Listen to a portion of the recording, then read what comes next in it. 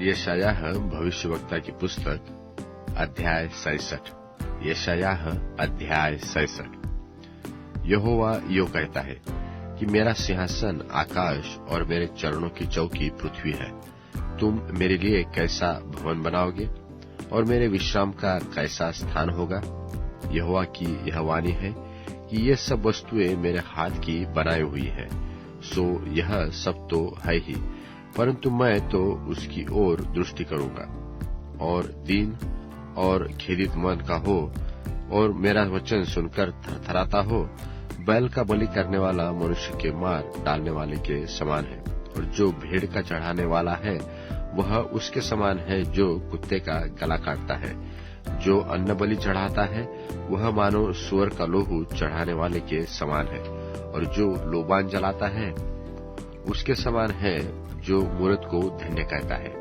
हाँ, उन्होंने अपना अपना मार्ग चुन लिया है और घिनौनी वस्तुओं से उनके मन प्रसन्न रहते हैं। इसलिए मैं भी उनके लिए दुख की बातें निकालूंगा और जिन बातों से वे डरते हैं उन्हीं को उन पर लाऊंगा।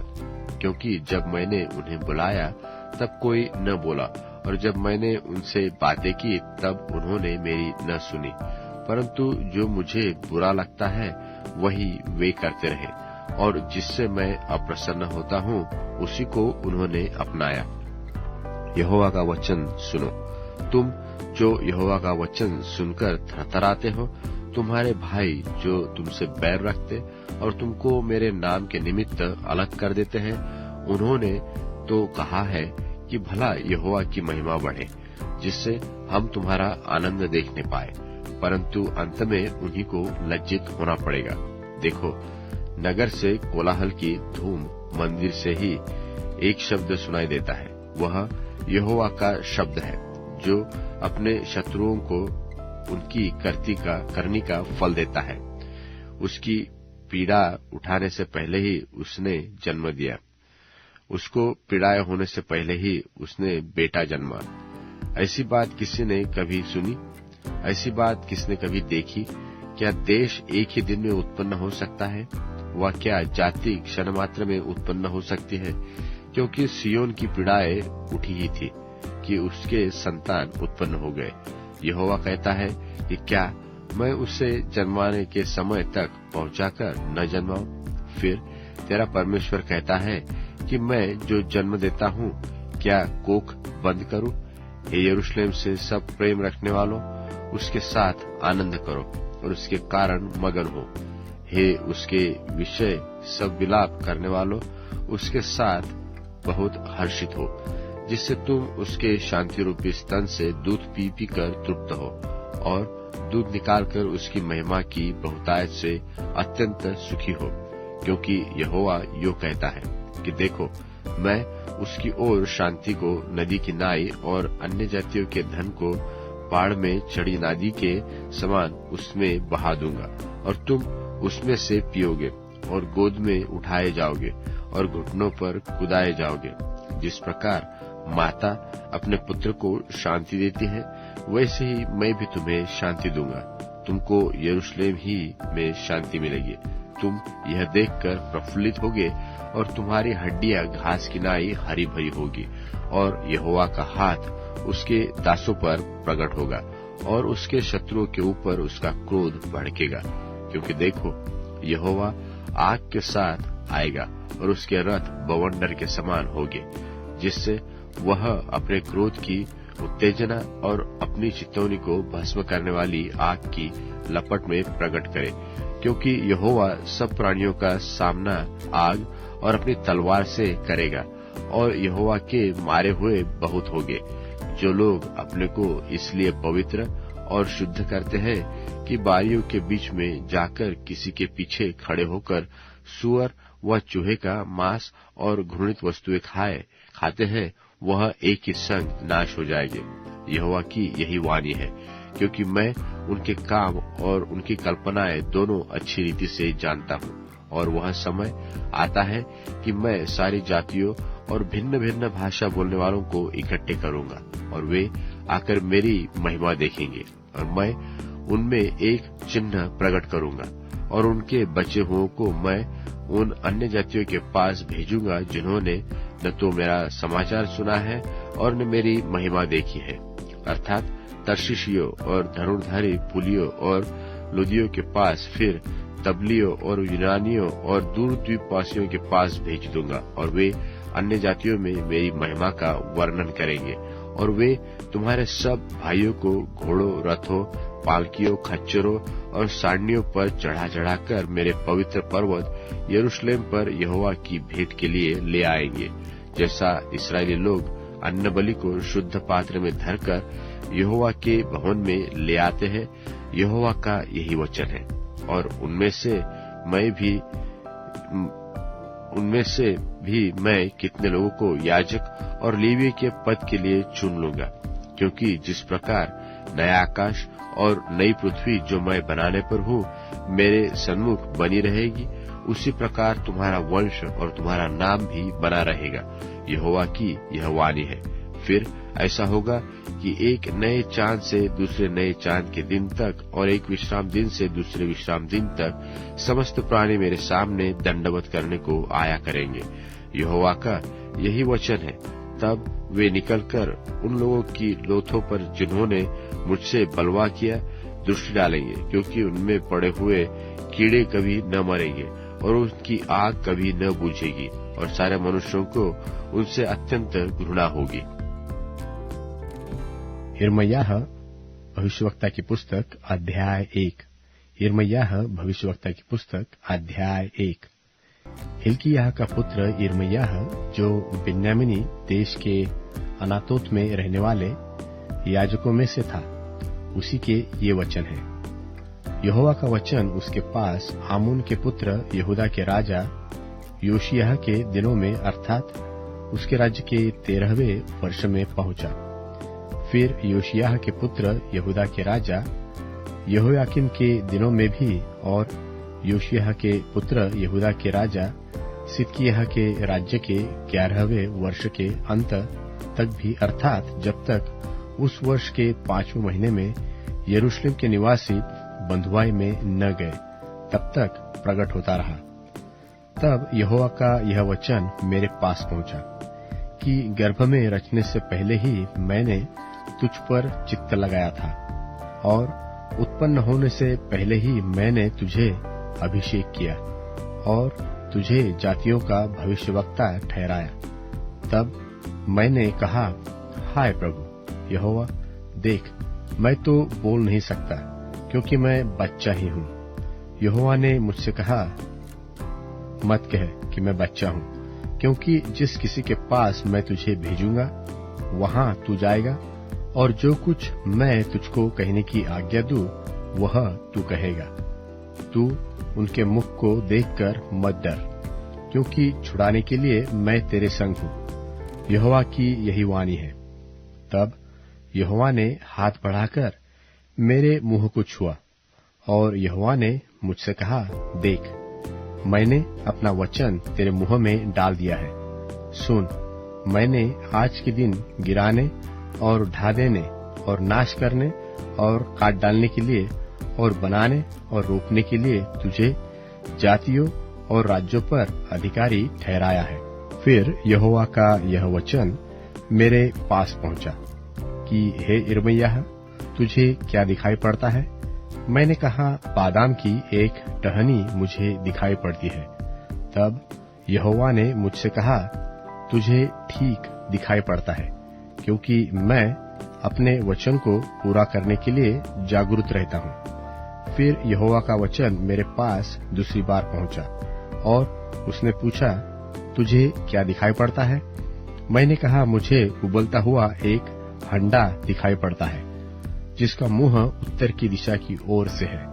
तब यहोवा ने मुझसे कहा, इस देश के सब रहने वालों पर उत्तर दिशा से विपत्ति आ पड़ेगी। यहोवा की यह वाणी है कि मैं उत्तर दिशा के राजों और कुलों को बुलाऊंगा, और वे आकर यरूशलेम के फाटकों में और उसके चारों ओर की शहरपनाह और यहूदा के ओर सब नगरों के सामने अपना अपना सिंहासन रखेंगे, और उनकी सारी बुराई के कारण मैं उन पर दंड की आज्ञा दूंगा, इसलिए कि उन्होंने मुझको त्याग कर दूसरे देवताओं के लिए धूप जलाया और अपनी बनाई हुई वस्तुओं को दंडवत किया है।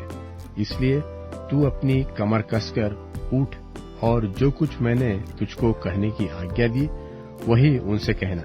तू उनके मुख को देखकर न घबराना, ऐसा न हो कि मैं तुझे उनके सामने घबरा दूं, क्योंकि सुन, मैंने आज तुझको इस सारे देश और यहूदा के राजाओं और हकीमों और याजकों और साधारण लोगों के विरुद्ध गढ़वाला नगर और लोहे का खंबा और पीतल की शहरपनाह बनाया है।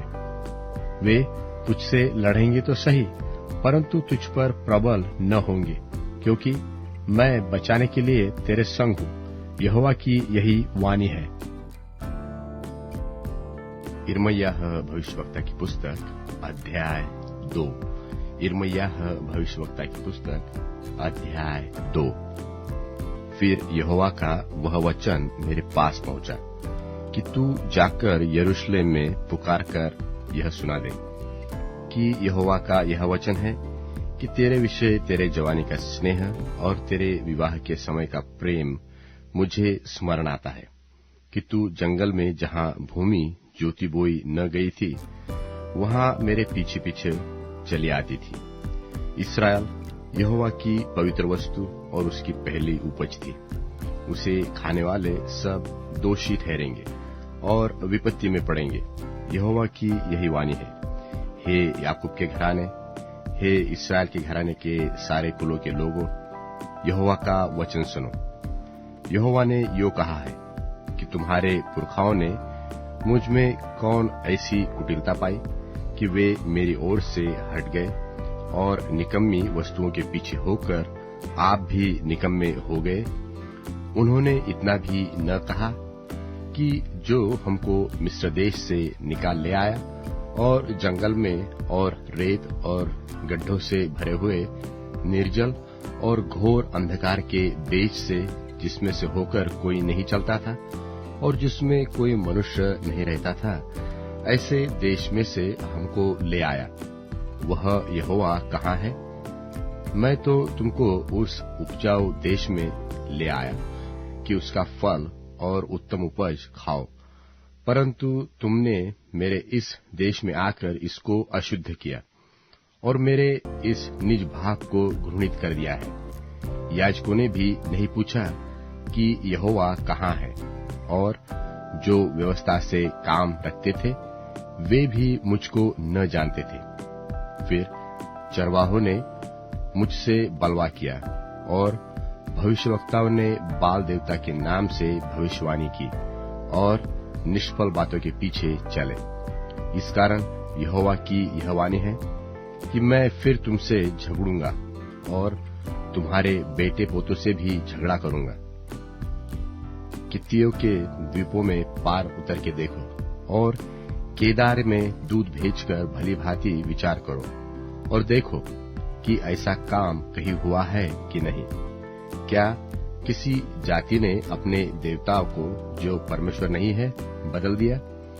परंतु मेरी प्रजा ने अपनी महिमा को निकम्मी वस्तु में बदल दिया है। यहोवा की यह वाणी है कि हे आकाश चकित हो और बहुत ही थरथरा और सुनसान हो जा, क्योंकि मेरी प्रजा ने दो बुराइयां की है। उन्होंने मुझ बहते जल के सोते को त्याग दिया है और उन्होंने हौद बना लिया, वरन ऐसे हौद जो टूट गए हैं और उनमें जल नहीं ठहरता। क्या इस्राएल दास है? क्या वह घर में जन्मा हुआ दास है? फिर वह क्यों लूटा गया है? जवान सिंहों ने उसके विरुद्ध गरज कर नाद किया।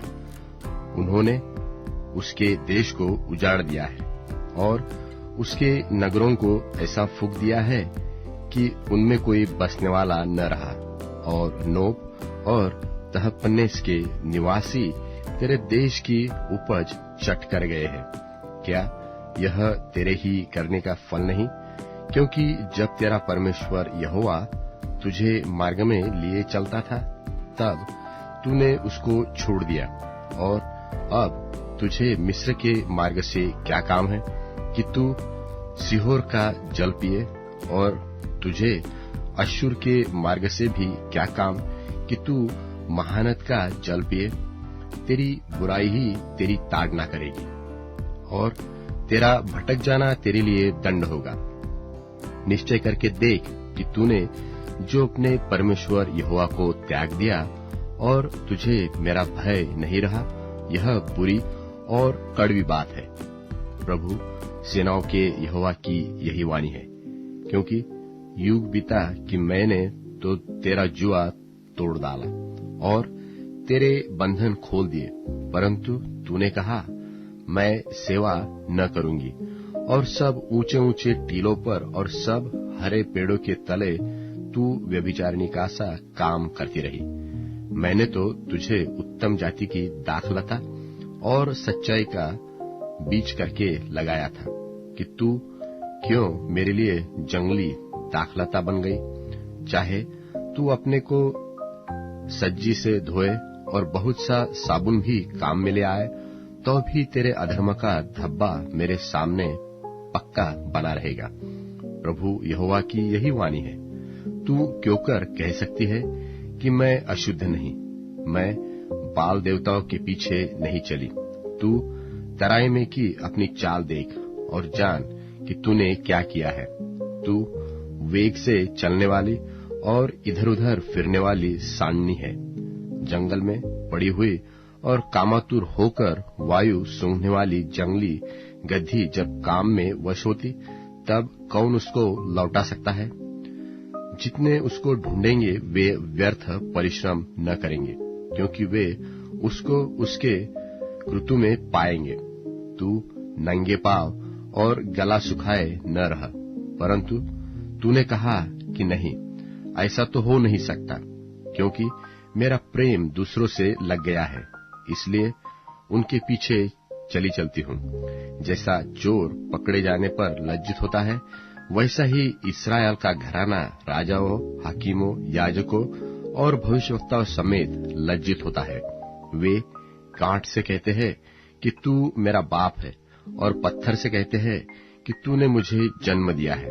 इस प्रकार उन्होंने मेरी ओर मुंह नहीं पीठ ही फेरी है, परंतु विपत्ति के समय वे कहेंगे कि उठकर हमें बचा।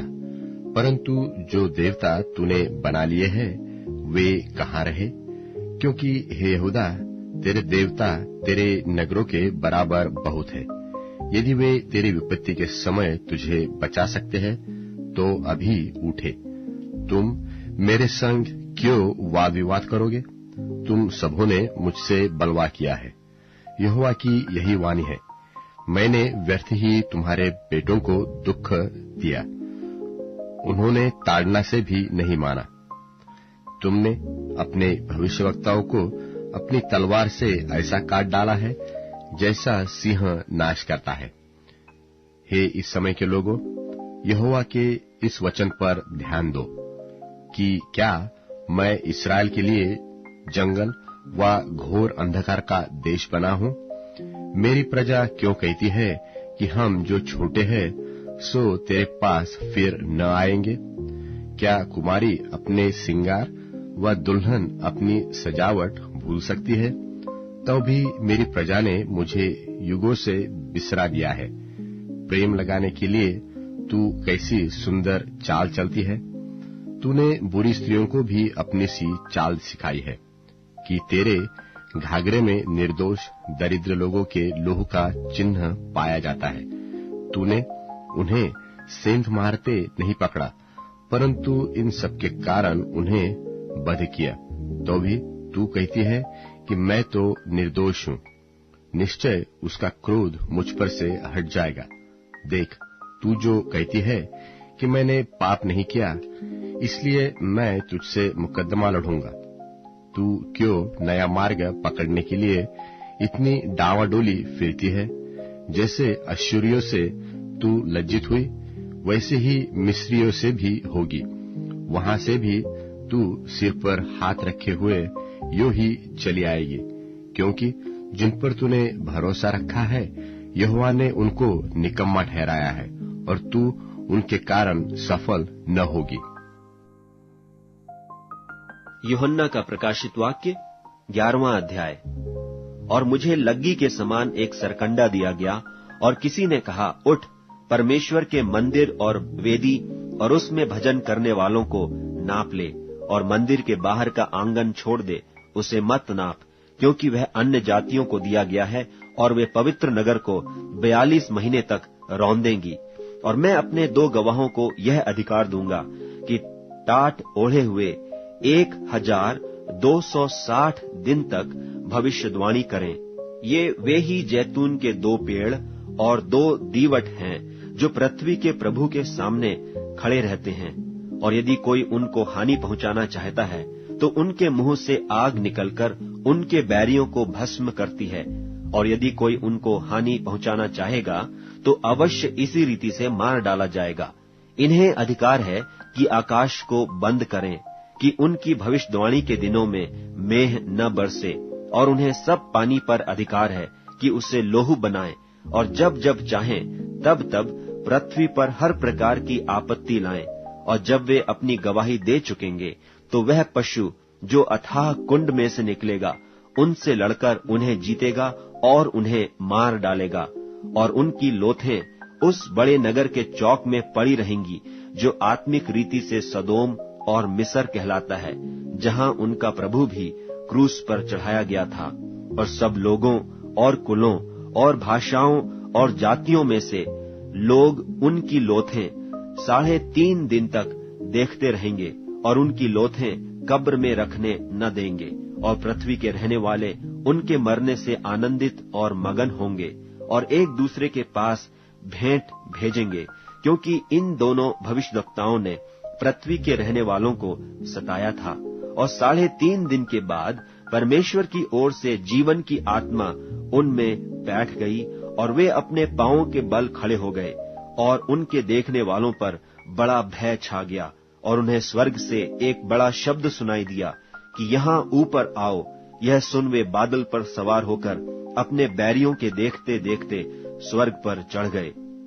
फिर उसी घड़ी एक बड़ा भूइंडोल हुआ, और नगर का 10वां अंश गिर पड़ा, और उस भूइंडोल से 7,000 मनुष्य मर गए, और शेष डर गए और स्वर्ग के परमेश्वर की महिमा की।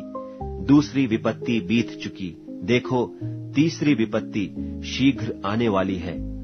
और जब 7वें दूत ने तुरही फूंकी तो स्वर्ग में इस विषय के बड़े बड़े शब्द होने लगे कि जगत का राज्य हमारे प्रभु का और उसके मसीह का हो गया, और वह युगानुयुग राज्य करेगा। और 24 प्राचीन जो परमेश्वर के सामने अपने अपने सिंहासन पर बैठे थे, मुंह के बल गिरकर परमेश्वर को दंडवत करके यह कहने लगे कि हे सर्वशक्तिमान प्रभु परमेश्वर, जो है और जो था, हम तेरा धन्यवाद करते हैं कि तूने अपनी बड़ी सामर्थ काम में लाकर राज्य किया है।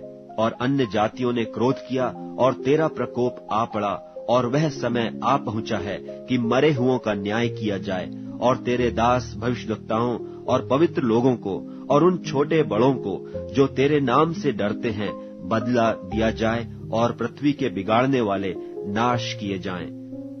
और परमेश्वर का जो मंदिर स्वर्ग में है वह खोला गया, और उसके मंदिर में उसकी वाचा का संदूक दिखाई दिया, और बिजलियां और शब्द और गर्जन और भूइंडोल हुए, और बड़े ओले पड़े,